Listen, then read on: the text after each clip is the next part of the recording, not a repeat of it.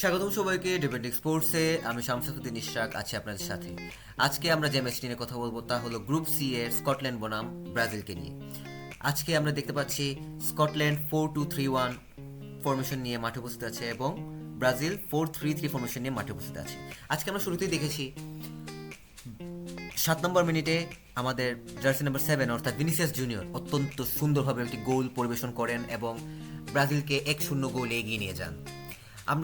আমরা দেখেছি আজকে অডিয়েন্সের মারাত্মক ক্রেজ এবং তারা অনেক বেশি সেলিব্রেশন করছে, কেননা ম্যাচের শুরুতেই ব্রাজিল গোল স্কোর করে।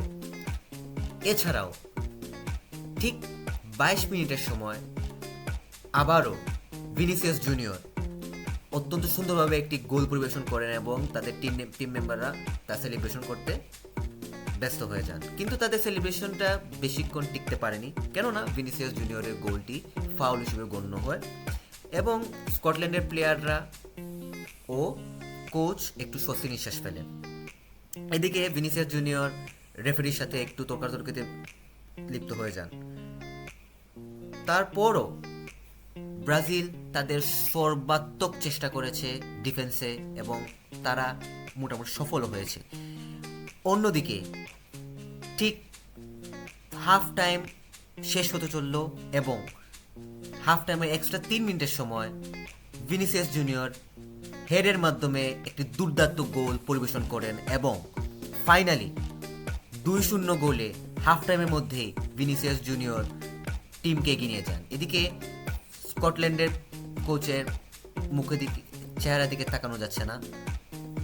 এর মধ্যেই হাফ টাইম শেষ হয়েছে এবং জার্সি নাম্বার 9 ঠিক 60 মিনিটের সময় আরেকটি দুর্দান্ত গোল পরিবেশন করে এবং ব্রাজিলকে 3-0 গোলে এগিয়ে নিয়ে যায়। সবাই উৎসবে মেতে ওঠে এবং সবাই সেলিব্রেশনে মগ্ন ছিল।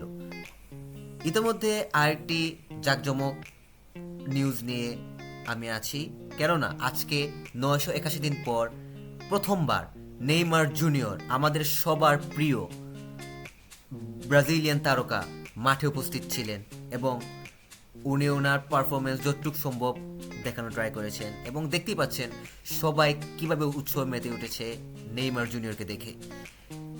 আজকে যদিও নেইমার জুনিয়র তেমন একটা পরিবেশন করেননি খেলাধুলা, তাও আমরা সবাই ওনাকে দেখে অনেক বেশি আনন্দিত। সো আজকে এই পর্যন্তই। ফার্দার স্পোর্টস আপডেট পেতে ডিপেন্ডিং নিউজের সাথে থাকুন।